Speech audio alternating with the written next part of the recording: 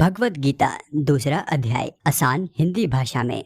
प्रस्तुत करता शोभना मिश्रा। दूसरे अध्याय में हताश बैठे अर्जुन को केशव प्रोत्साहित करते हैं और उसे संकोच और विषाद छोड़कर अपना क्षत्रिय धर्म निभाने का आह्वान करते हैं। अर्जुन फिर अपना संदेह व्यक्त करता है और युद्ध लड़ने से इनकार करता है। वास्तव में इसके बाद ही अर्थात दूसरे अध्याय के 11वें श्लोक से ही भगवान का असली उपदेश आरंभ होता है। भगवान अर्जुन को आत्मा की अमरता के बारे में बताते हैं। भगवान शरीर का भेद भी अर्जुन को बताते हैं। आत्मा जो अनश्वर है उसके लिए हमें शोक नहीं करना चाहिए। शरीर जो नश्वर है उसके लिए भी हमें शोक कदापि ही नहीं करना चाहिए। केशव अर्जुन में कर्तव्य भावना जगाने का प्रयास करते हैं, योग के बारे में बताते हैं और समझाते हैं कि परिणाम की इच्छा या परिणाम की चिंता किए बिना ही हमें अपने कर्तव्य करते रहना चाहिए। भगवान स्थिर बुद्धि वाले व्यक्ति की विशेषता का भी वर्णन करते हैं। अर्जुन दुखी मन से अपने रथ में बैठा है, उसकी आंखों में आंसू है, वह करुणा और संकोच से ग्रस्त है। तब उससे केशव कहते हैं, पार्थ यह तुम्हें क्या हुआ है? इस गंभीर संकट और परीक्षा की स्थिति में यह अज्ञान और संकोच कहाँ से आए हैं? यह अज्ञान और संकोच तुम जैसे श्रेष्ठ मन वाले वीर योद्धा के लिए बिल्कुल भी उचित नहीं है। ऐसा आचरण ना तुम्हें स्वर्ग देगा ना ही यक्ष, बल्कि यह पृथ्वी पर तुम्हारे जीवन को कलंकित कर देगा और यक्ष की जगह तुम्हें अपयक्ष देगा। इस प्रकार की दुर्बलता और कायरता तुम्हारे जैसे योद्धाओं पर बिल्कुल भी शोभा नहीं देती। इस मन की तुच्छ दुर्बलता को त्यागो और उठो, युद्ध के लिए खड़े हो जाओ। अर्जुन के मन में संकोच फिर भी बना रहता है और वह केशव से कहते हैं, हे केशव, भीष्म और द्रोण दोनों ही मेरे लिए पूजनीय है। इन दोनों पर मैं कैसे वार कर पाऊंगा? इन दोनों पर मैं कैसे बाण चला पाऊंगा? इन दोनों पूजनियों पर मैं बाण चलाऊं, इससे अच्छा होगा कि मैं संसार में भिक्षा मांग कर जीऊं। भले ही वो अपने फायदे का ही सोच रहे हैं, लेकिन वो मेरे गुरु हैं और अपने ही गुरुजनों पर मैं वार कैसे करूं और उन्हें मारकर मैं इस संसारिक सुख को कैसे भोग पाऊंगा जो कि उन्हीं के रक्त से लाल होंगे। और हम तो यह भी नहीं जानते कि हमारी भलाई किसमें है, हमारी जीत में या उनकी जीत में। धृतराष्ट्र के जिन पुत्रों को मारने के बाद हम शायद जीना भी न चाहें, वह हमारे सामने युद्ध के लिए तैयार खड़े हैं। भावुकता और संकोच ने मेरे वीर स्वभाव को दुर्बल बना दिया है और मुझे पूरी तरह से जकड़ रखा है। मेरा कर्तव्य क्या है, मुझे क्या करना चाहिए, मैं समझ नहीं पा रहा हूँ। इसलिए मैं तुमसे विनती करता हूँ, मुझे सही सही निश्चित तौर से बताओ, मेरी भलाई किसमें है? मैं तुम्हारा शिष्य हूँ, तुम्हारी शरण में आया हूँ, मुझे अपनी शरण में लो और शिक्षा दो। चाहे मैं धन दौलत से भरी इस पृथ्वी का राजा क्यों ना बन जाऊं, जहाँ ना ही मेरा कोई शत्रु हो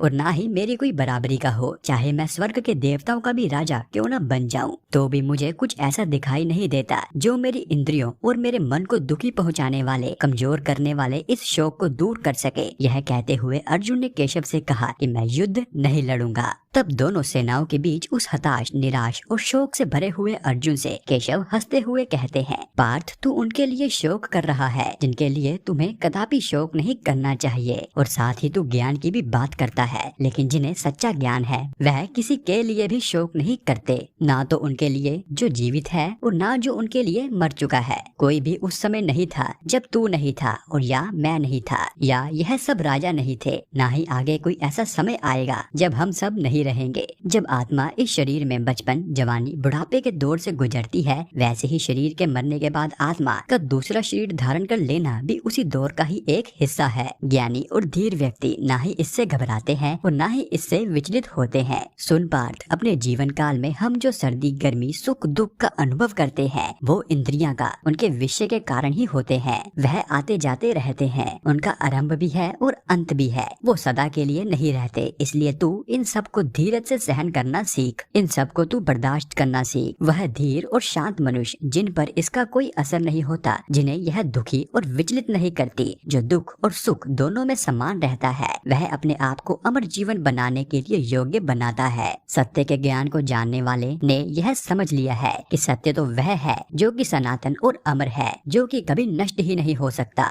और असत्य वो है जिसे नष्ट होना ही है, जो कभी रह नहीं सकता। जिस आत्मा से यह सारा सारा विश्व, यह सारी सृष्टि व्यापक है, उस आत्मा का अंत नाश कभी संभव ही नहीं है और ना ही हो सकता है। इस अविनाशी आत्मा का विनाश कोई नहीं कर सकता। कहते हैं कि शरीरधारी आत्मा का निवास स्थान शरीर नाशवान है और इस सब का अंत होता ही है। आत्मा स्वयं तो सनातन है। आत्मा अमर, नश्वर और समझ से भी बाहर है, समझ के भी परे है। इसलिए पार्थ युद्ध कर। जो यह सोचता है कि वह मरता है और जो यह सोचता है कि वो मारा जाने वाला है, वो दोनों ही सत्य को नहीं जानते, क्योंकि आत्मा ना तो किसी को मारती है और ना ही किसी से मारी जा सकती है। जान ले पार्थ, ना तो तुम किसी को मारोगे और ना ही तुमसे कोई मारा जाएगा। आत्मा का जन्म ही नहीं होता और ना ही आत्मा कभी मरती है। यह हमेशा थी और हमेशा ही रहेगी, अजन्मी, अमर, न बदलने वाली और प्राचीन। शरीर के मारे जाने पर भी आत्मा नहीं मरती, नष्ट नहीं होती, इसका अंत नहीं होता। जो व्यक्ति यह जान लेता है कि आत्मा सनातन, अमर, अजन्मी, अनश्वर, अपार, असीम है, ऐसा व्यक्ति कैसे किसी को मार सकता है या मरवा सकता है। जैसे कई व्यक्ति अपने फटे पुराने कपड़े उतार कर नए कपड़े पहन लेते हैं, वैसे ही यह शरीर धारण करने वाली आत्मा अपना पुराना शरीर छोड़कर एक नया शरीर धारण कर लेती है। कोई भी शस्त्र आत्मा को भेद नहीं सकता,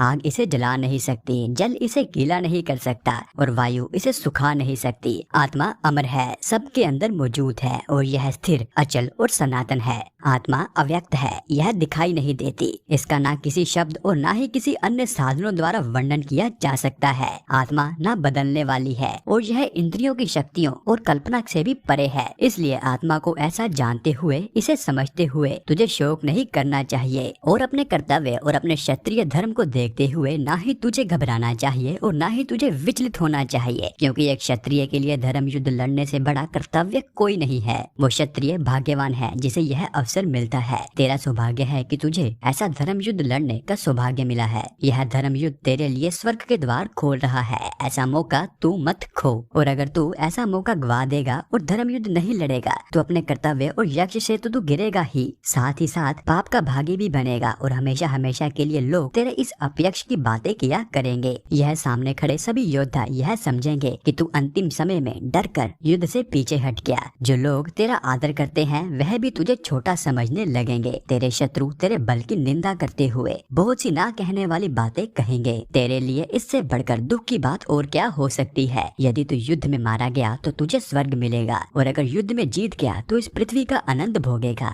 इसीलिए पार्थ, तू लड़ने का निश्चय कर ले और खड़ा हो जा। सुख और दुख, लाभ और हानि, जीत और हार, इन सब को समान समझकर युद्ध की ओर तैयार हो जा। ऐसा सोचने से और ऐसा करने से तुझे पाप नहीं लगेगा। पार्थ, यह तुझे मैंने ज्ञान का मार्ग बताया है। अब मैं तुझे निष्काम कर्म योग के मार्ग का ज्ञान दूंगा और अर्थ भी समझाऊंगा, जिसके कारण तू कर्म करते हुए भी सभी कर्मों के बंधनों से मुक्त हो जाएगा। इस निष्काम कर्म योग के मार्ग में किए गए किसी भी कर्म का कभी भी नाश नहीं होता, ना ही इसे कभी कोई बाधा आती है और ना ही इससे कभी कोई अहित होता है। इस कर्म योग रूपी धर्म का थोड़ा सा आचरण, इस मार्ग पर चला हुआ छोटे से छोटा कदम भी मनुष्य के बड़े से बड़े भय की रक्षा करता है। इस कर्म योग के मार्ग पर चलने वाले दृढ़ संकल्प वाले लोगों की बुद्धि तो एक ही होती है, अर्थात वह एक ही दिशा में केंद्रित भी होती है, जबकि अनिश्चित और चंचल मन वाले लोगों की बुद्धि एक न होकर अनेक शाखाओं में बटी होती है। उनके विचार भी बिखरे हुए होते हैं और अनंत होते हैं। अज्ञानी लोग फूलों जैसी सुंदर वाणी बोलते हैं और जो शास्त्र के शब्दों में ही आनंद लेते हैं, वह शास्त्रों के बाद विवाद और कर्म कांड की क्रियाओं में ही उलझे रहते हैं, जिसके कारण वो समझते हैं कि इसके अलावा और कुछ नहीं है। उनका मन उनकी स्वार्थी कामनाओं से भरा रहता है। वह भोग और ऐश्वर्य को ही स्वर्ग मानते हैं। ऐसे लोग अपने सभी कर्म आनंद और शक्ति पाने के ही उद्देश्य से ही करते हैं। उनके कर्मों के फल के रूप में करते हैं। उनके कर्मों के फल के रूप में उनका बार बार जन्म होता है। जिनके मन आनंद और शक्ति पाने में लगे रहते हैं और जिनके मन ऐश्वर्य और भोग द्वारा हर लिए गए हैं, ऐसे लोगों की बुद्धि आत्मा में एकाग्र नहीं हो पाती, आत्मा में अच्छी तरह से टिक नहीं पाती। पार्थ, वेदों का विषय तो 3 गुणों की क्रियाओं से ही है। तो 3 गुणों से भी ऊपर उठ जा। सुख दुख, लाभ हानि, जीत हार जैसी सभी दुविधाओं से मुक्त होकर सदा अपनी सच्ची आत्मा में स्थिर हो जा। वस्तुओं को जोड़ने, इकट्ठा करने की और फिर सुरक्षित रखने की चिंता को भी छोड़ दे और केवल आत्मा को प्राप्त कर। आत्मा का ज्ञान पा लेने पर, ब्रह्म ज्ञान पा लेने पर, ऐसे ज्ञानी व्यक्ति को सभी वेदों के ज्ञान का उतना ही उपयोग रह जाता है जितना उपयोग चारों ओर बाढ़ आ जाने पर कुएं का रह जाता है। आत्मज्ञान में वेदों का ही ज्ञान भी समाया हुआ है। समझ ले पार्थ, तेरा अधिकार केवल कर्म करने का ही है। तेरा अधिकार केवल कर्म करने पर ही है। उस कर्म के फल पर तेरा अधिकार बिल्कुल भी नहीं है। तेरा उद्देश्य कर्मों का फल कभी भी नहीं होना चाहिए और कर्म को त्यागने की इच्छा कभी भी तेरे मन में नहीं आनी चाहिए। इसलिए पार्थ, तू सभी प्रकार के लाभ लपेट को त्याग कर अपने मन को सफलता और विफलता इन दोनों में समान रखते हुए इस योग में स्थित होकर अपना कर्म करता जा। निष्काम कर्म को बुद्धि योग भी कहते हैं। काम कर्म से बुद्धि योग अधिक श्रेष्ठ है। तू बुद्धि योग में ही शरण ले। जो लोग अपने कर्मों के फल की इच्छा रखते हैं वह लोग तो दयनीय होते हैं, वह निचले दर्जे के लोग होते हैं। जिस व्यक्ति ने अपनी बुद्धि को ब्रह्मा से जोड़ दिया है वह अच्छे और बुरे दोनों प्रकार के कर्मों से मुक्त हो जाते हैं। इसलिए तू योग में जुट जा। योग तो सभी कर्मों को कुशलता से करने का ही नाम है। जिन लोगों ने अपनी बुद्धि को ब्रह्मा से जोड़ दिया है, जिन्होंने अपनी बुद्धि को ब्रह्मा से मिलाकर एक कर लिया है और जिन्होंने कर्मों से मिलने वाले सभी फलों को भी त्याग दिया है, वह लोग जन्म के बंधन से छूटकर उस परम पद को पा लेते हैं जहाँ उनके सभी कष्टों का अंत हो जाता है। जब तेरी बुद्धि मोह के घने जंगल, मोह के दलदल को पार कर लेगी, तब तू सबके प्रति उदासीन हो जाएगा। जो कुछ तूने अभी सुना है और जो कुछ भी सुनने के लिए बाकी है, जब तेरी बुद्धि वेद शास्त्रों के शाब्दिक ज्ञान से ऊपर उठ जाएगी और आत्मा में स्थिर हो जाएगी, आत्मा में टिक जाएगी, तब तुझे योग प्राप्त हो जाएगा और तभी तुझे आत्मा का दर्शन भी हो जाएगा। केशव के वचन सुनने से अर्जुन की बेचैनी कम हुई। वह कुछ शांत हुआ, लेकिन उसके मन में अधिक जानने की जिज्ञासा उठी और उसने केशव से पूछा, हे केशव, जिस व्यक्ति की बुद्धि स्थिर हो गई है, जिसने परमात्मा को पा लिया है, वह व्यक्ति कैसा होता है? इस स्थिर बुद्धि वाले व्यक्ति का उठना बैठना रहना सहना कैसा होता है? श्री कृष्ण उत्तर देते हैं, सुन पार्थ, जब मनुष्य अपने मन में उठने वाली सभी कामनाओं को त्याग देता है और जब उसकी आत्मा अपने अंदर ही संतुष्ट रहने लगती है और जब वह अपने आप में ही संतुष्ट रहने लगता है, तब वह ठहरी बुद्धि वाला व्यक्ति माना जाता है। जिस व्यक्ति का मन दुख में बेचैन नहीं होता, ऐसा व्यक्ति ही श्रेष्ठ है और स्थिर बुद्धि वाला कहलाता है। शरीरधारी जीव भले ही विषय भोग को त्याग दे, लेकिन उन विषयों को भोगने की लालसा कहीं न कहीं उसके मन में बनी रहती है। भगवान के दर्शन होने से ही वह लालसा उनके मन से मिट जाती है। पार्थ, मनुष्य भले ही विवेकशील हो और वह पूर्णता और परम गति पाने के लिए लगातार कोशिश करता रहे, फिर भी उसकी बलवान इंद्रियां उसके मन को विचलित कर ही देती हैं। इसलिए उन सभी इंद्रियों को वश में करके मेरे पलायन होकर हाथ जोड़कर मेरे ध्यान में स्थिर रहना चाहिए, क्योंकि जिस व्यक्ति की इंद्रियां उसके वश में है, उसी की बुद्धि दृढ़ता पूर्वक स्थिर रहती है। जब कोई मनुष्य अपने मन में इंद्रियों के विषयों को ध्यान करने लगता है, जब वह उनके बारे में सोचने लगता है, तब उसके मन में उन विषयों से लगाव हो जाता है। लगाव से इच्छा उत्पन्न होती है, इच्छा से क्रोध उत्पन्न होता है और क्रोध मनुष्य को नष्ट कर देता है।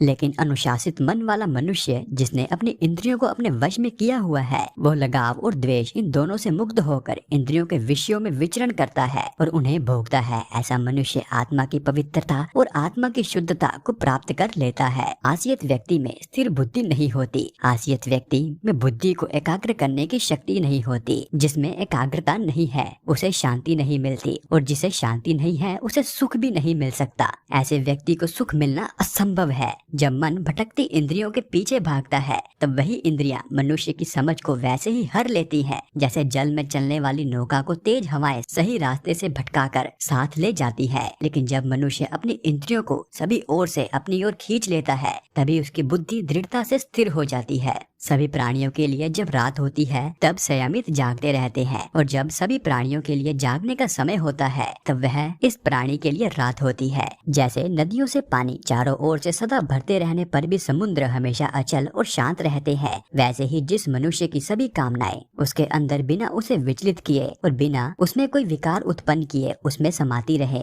और वह समुद्र की तरह हमेशा ही स्थिर और शांत रहे, उसे सच्ची शांति मिलती है। और जो इच्छाओं के पीछे भागता रहता है, उसे शांति कभी नहीं मिलती। शांति मनुष्य को तभी मिलती है जब वो सभी इच्छाओं को त्याग देता है, जब उसे किसी भी वस्तु का लगाव नहीं रहता और जब उसे अहंकार की भावना भी नहीं रहती। पार्थ, यह दिव्य दिव्य दशा है, ब्रह्मा को प्राप्त कर लेने की स्थिति है। जो इसे एक बार प्राप्त कर लेता है वह फिर कभी मोह में नहीं पड़ता। इस स्थिति में रहकर मनुष्य परमात्मा के परम आनंद को प्राप्त कर लेता है। इसी के साथ भगवद गीता का दूसरा अध्याय खत्म होता है। बाकी के अध्याय भी आपको जल्द ही चैनल पर देखने को मिलेंगे। इसके लिए चैनल सब्सक्राइब जरूर करें ताकि अगले अध्याय आपसे मिस ना हो। और यदि आप काफी समय बाद इस वीडियो को देख रहे हैं तो बाकी के अध्याय आपको हमारे चैनल में मिल जाएंगे। और कमेंट में आपको हमारे द्वारा किया गया यह यत्न कैसा लगा यह जरूर बताएं। तो मैं मिलूंगा आपको अगले अध्याय में। तब तक के लिए जय श्री कृष्णा।